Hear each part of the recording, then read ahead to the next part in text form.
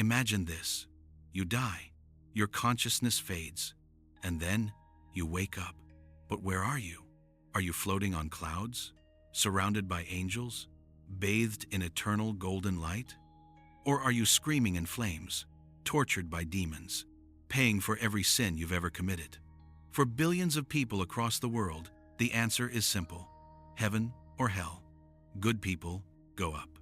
Bad people go down. End of story. But what if I told you that Buddhism sees it completely differently? What if heaven isn't the ultimate paradise you think it is? What if hell isn't eternal damnation? And what if both heaven and hell are just temporary stops on an endless journey you can't escape? Today, we're diving deep into one of Buddhism's most misunderstood teachings, the 6 realms of existence. We're going to compare Buddhist heaven and hell with what most religions teach, and I promise you, the truth will shock you. Because in Buddhism, getting to heaven isn't the goal. In fact, it might be one of the most dangerous traps on the spiritual path. So buckle up. This is going to challenge everything you thought you knew about the afterlife. Let's begin. Before we dive into Buddhism, let's talk about what most people believe. In Christianity, Islam, Judaism, and many other religions, the afterlife is pretty straightforward. There's heaven, the ultimate reward, a place of eternal peace, joy, and communion with God.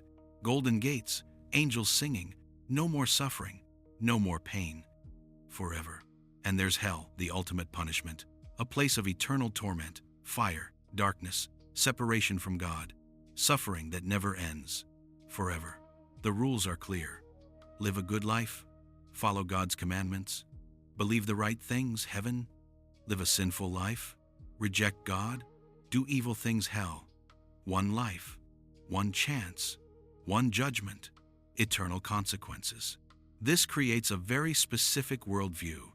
Your actions in this life determine your fate for all eternity. There's a divine judge who decides your destiny. Once you're in heaven or hell, that's it. No second chances, no do-overs. It's a binary system, up or down, saved or damned, black or white. And for billions of people, this framework provides clear moral guidance. Don't want to go to hell. Ultimate justice. Evildoers will be punished. Eternal hope.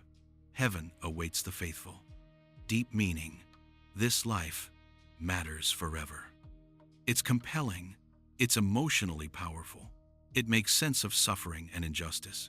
But Buddhism says this entire framework is based on a fundamental misunderstanding of reality, and what it teaches instead will turn everything upside down.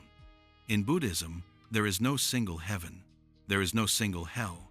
Instead, there are 6 realms of existence, 6 different states of being that all living creatures cycle through over and over in an endless wheel called Samsara.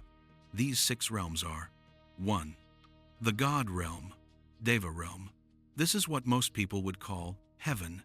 Beings here experience incredible pleasure, beauty, and power. They live for eons in blissful states. 2.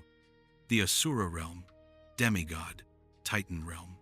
Beings here are powerful and proud, but consumed by jealousy and constant conflict. They're always fighting, always competing. The human realm, that's us.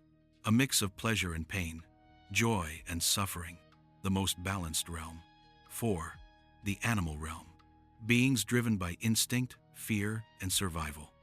Limited consciousness, constant vulnerability. 5. The hungry ghost realm, Preta realm. Beings tortured by insatiable craving and desire. They're always hungry, always thirsty, but can never be satisfied. 6. The hell realms. Multiple levels of intense suffering, both hot and cold, where beings experience the consequences of extreme negative actions. Now here's the key. None of these realms are permanent. Not even heaven, not even hell. Every being in every realm is there temporarily, based on their karma, the accumulated results of their actions, thoughts, and intentions from past lives. When your good karma runs out in the God realm, you fall back down. When your bad karma is exhausted in hell, you can be reborn somewhere else. This is the first shocking truth. In Buddhism, heaven is not the goal. Hell is not forever. Both are just temporary states in an endless cycle of birth, death, and rebirth. Let's start with hell, because this is where Buddhism gets really specific and really intense. In Buddhist cosmology, there aren't just one or two hells. There are multiple hell realms, traditionally described as the 8 hot hells. Sanjiva, reviving hell, beings are cut, crushed, or burned, then revived instantly to experience it again, over and over. Kala Sutra, black thread hell, beings are marked with hot black lines, then sawed or cut along those lines. Samsara, crushing hell, beings are crushed between massive mountains or iron plates, then revived to be crushed again. Raurava, screaming hell, the heat is so intense, beings can only scream in agony. Maharourava, great screaming hell, even more intense heat, even louder screams. Tapana, heating, hell beings are impaled on red-hot iron spikes. Pratapana, great heating, hell, even hotter, even more severe. Avicii, uninterrupted hell, the deepest, most intense suffering, no breaks, no relief. The worst karma lands you here. The 8 cold hells. Arbuda, blister hell. Extreme cold causes painful blisters all over the body. Nirarbuda, burst blister hell. The blisters burst open, causing excruciating pain. Atata, shivering hell. Beings shiver uncontrollably. Hahava, lamentation hell. Beings cry out from the freezing pain. Huhuva, chattering teeth hell. Teeth chatter endlessly from the cold. Utpala, blue lotus hell. Skin turns blue like a lotus flower. Padma, lotus hell. Skin cracks open like a lotus blossom. Mahapadma, great lotus hell, the coldest, most severe of all. Now, before you think Buddhism is just trying to terrify people, here's the crucial difference. These hells are not punishments from an angry God. There's no divine judge sentencing you, no devil torturing you for fun. These are natural consequences, the karmic results of extreme negative actions like murder, cruelty, hatred, and intentional harm. It's cause and effect, like touching fire and getting burned. You create the conditions for hell through your own actions. And when those conditions are exhausted, when that karma runs out, you leave. Buddhist hell is temporary. Yes, the suffering can last for what seems like billions of years in human time. Yes, it's intense beyond imagination. But it's not eternal. It's not forever. Eventually, every being in hell will be reborn elsewhere. The wheel keeps turning. This is radically different from eternal damnation. Now, let's talk about heaven, or as Buddhism calls it, the Deva realms, the God realms. In most religions, heaven is the ultimate goal, the final destination, the reward for a life well lived. But in Buddhism, heaven is just another realm in Samsara, another temporary stop.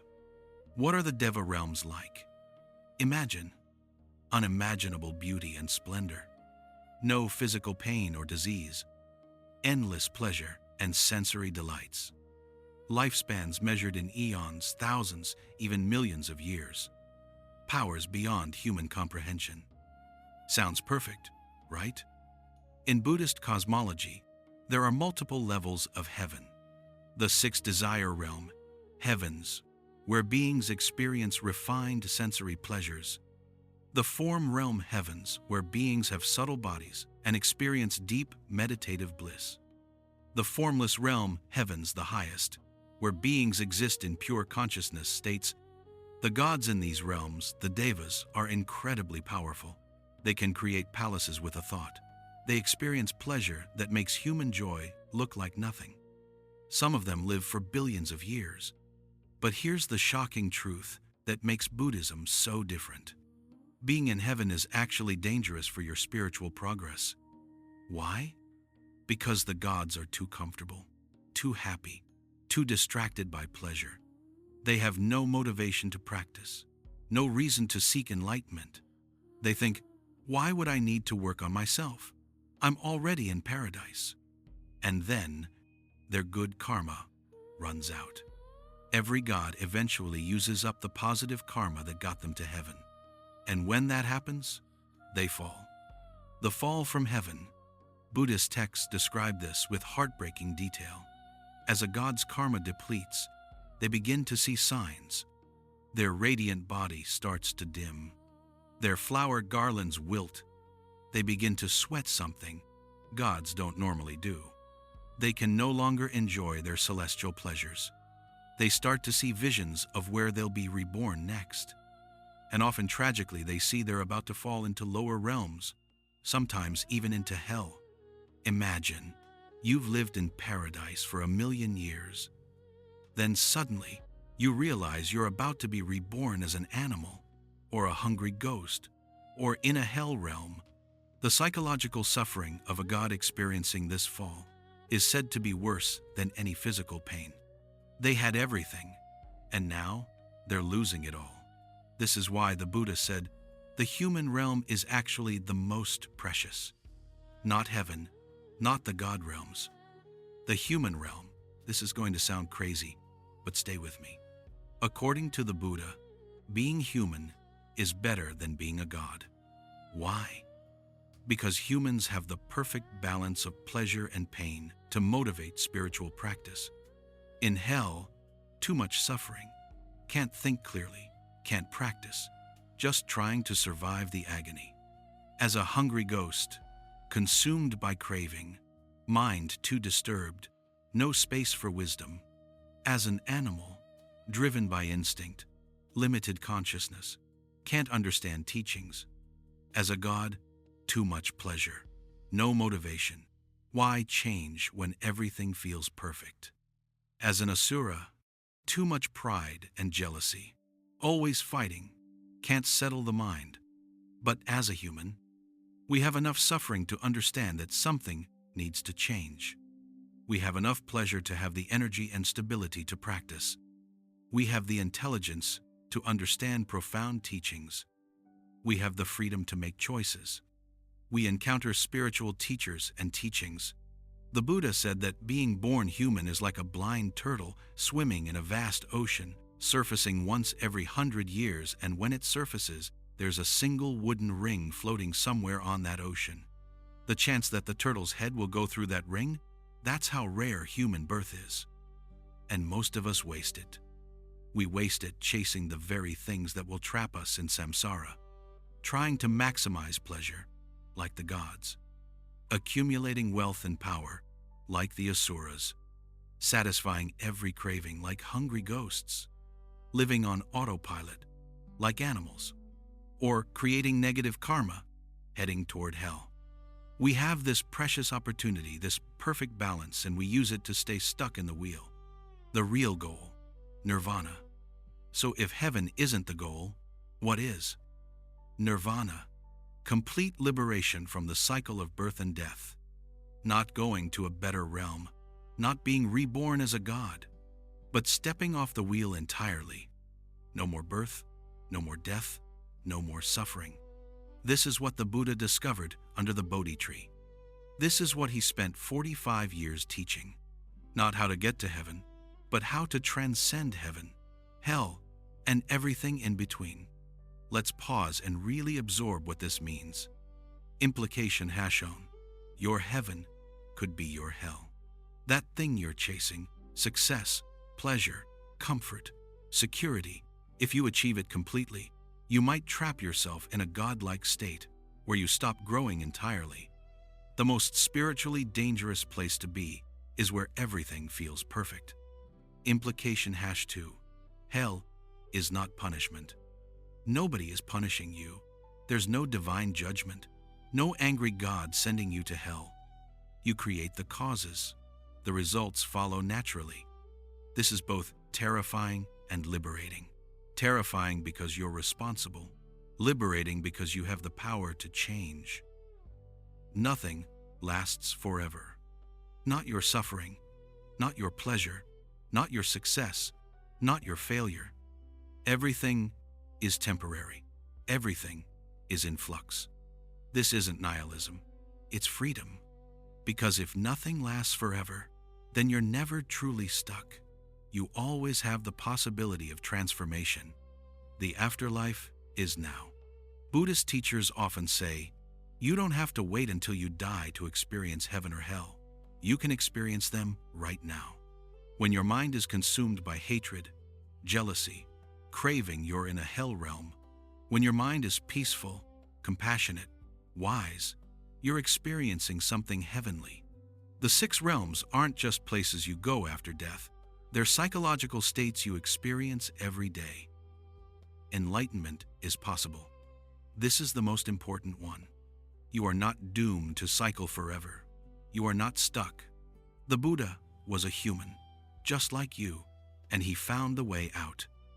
If one human can do it, any human can do it. Heaven and hell are real, but they're not the end of the story. You can wake up. You can be free. So, what do you do with this information? How do you live in light of these truths? First, stop chasing heaven. Stop trying to make your life perfect. Stop trying to eliminate all suffering. That's not the goal. That's the God realm trap. Instead, use both pleasure and pain as fuel for awakening.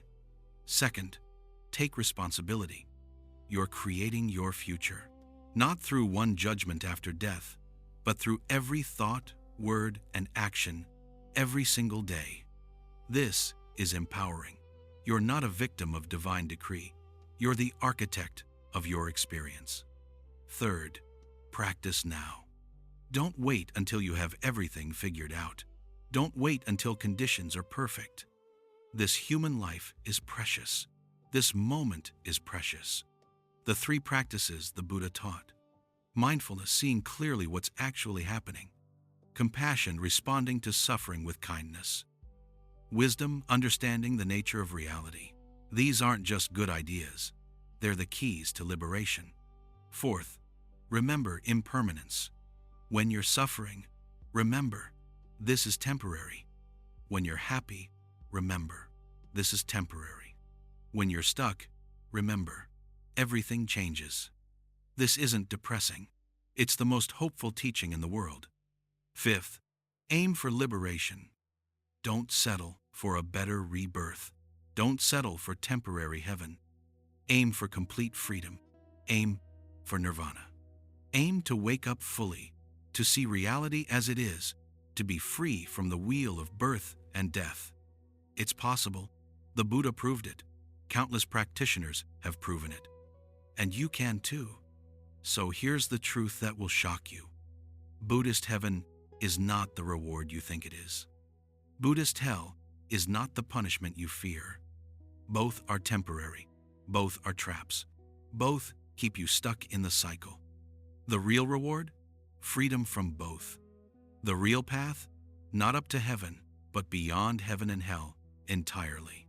The real question?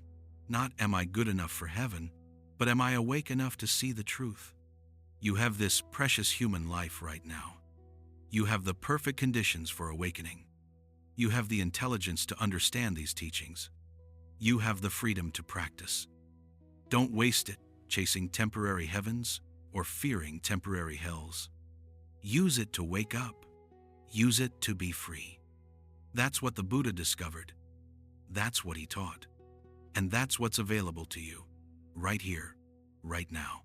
Thank you for staying with me on this journey through the Buddhist cosmos. If this perspective opens something in you, hit that like button and share it with someone who needs to hear this. And if you want to dive deeper into Buddhist teachings, subscribe to Buddha's Voice because we're just getting started. Leave a comment below. What shocked you most? The temporary nature of heaven? The fact that hell isn't eternal? Or that human birth is more precious than being a god? I want to hear your thoughts. Until next time, remember, the path to freedom isn't up or down, it's within. May you see clearly. May you practice wisely. May you be free. See you in the next video.